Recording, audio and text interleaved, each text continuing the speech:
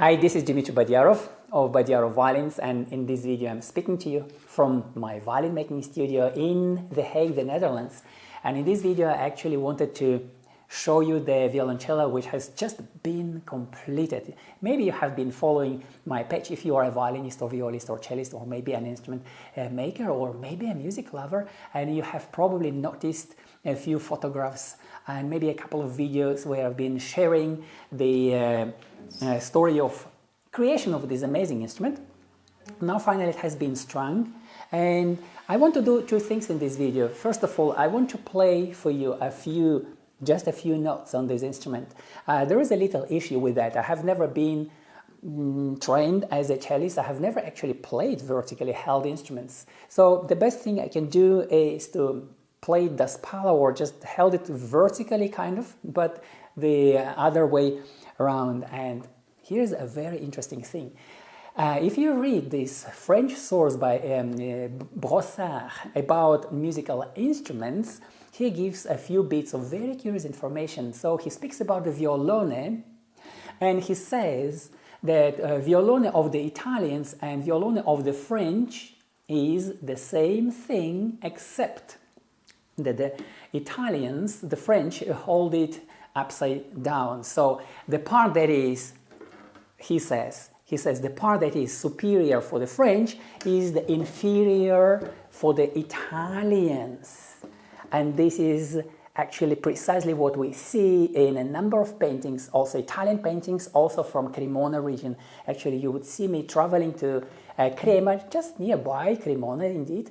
I'm taking a photograph of an angel playing an instrument much smaller than this, but giant instrument anyway, held against his shoulder like this. So, as you can see, violoncello's history is the most fascinating of all violin family instruments, because this instrument has had two versions from the very beginning. So the large instrument, maybe not as large as this one, but in a variety of sizes anyway, has been introduced in 1630, and then the smaller size of the violoncello has been introduced in 1660s in the region of Bologna, and that it is the smaller type that has been later picked by violinists and violists who would play then solo parts on this smaller bass instrument.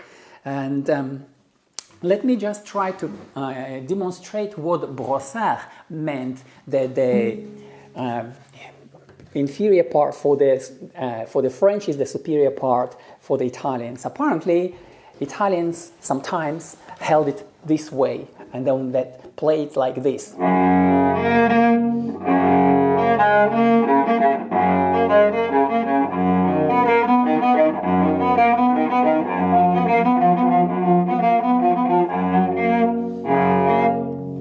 Having said that, of course, the suites by Johann Sebastian Bach have never been meant for an instrument of that size. It is definitely not playable. But on an instrument that is considerably smaller than that, you definitely can play basso continuo and the simple Italian parts from Baroque Italian music and so forth. But for more advanced music, you would use definitely smaller instruments, such as the Johann Christian Hofmann, instrument maker from Leipzig, exactly when Johann Sebastian Bach composed his nine cantatas, where he used violoncello as a solo obbligato instrument. Well, that is what I wanted to share with you in this video. I hope you found it fascinating. So there are two things that I want you to remember from this video, is that violoncello has been made in two sizes. The big size appeared in 1630, the small size was invented in 1660. I will tell in another video why it has been created and what other things, remarkable things happened in the history of music that really matter today.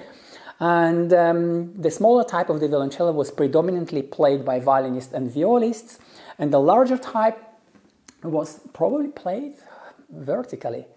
Later in the 18th century, you would actually read in Hawkins that he writes about violoncello, and he says that formerly Apparently what we call today violoncello was formerly called the violone. That's what is written in Hawkins in the end of the 18th century. So it's a very, very fascinating history of music and musical instruments, and lots of people, especially music lovers, absolutely love learning these kind of things from you when you do share it from your stage.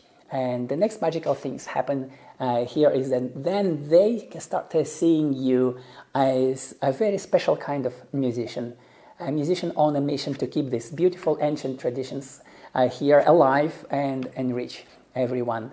Thanks for watching this video. This was Dimitri Badiarov, violin designer and violin maker, speaking to you from my violin making workshop in The Hague, the Netherlands. If you have any questions, don't hesitate to let me know. Simply type below this video, send me a private message. I'm here to help, and I wish you a lovely day. Take care.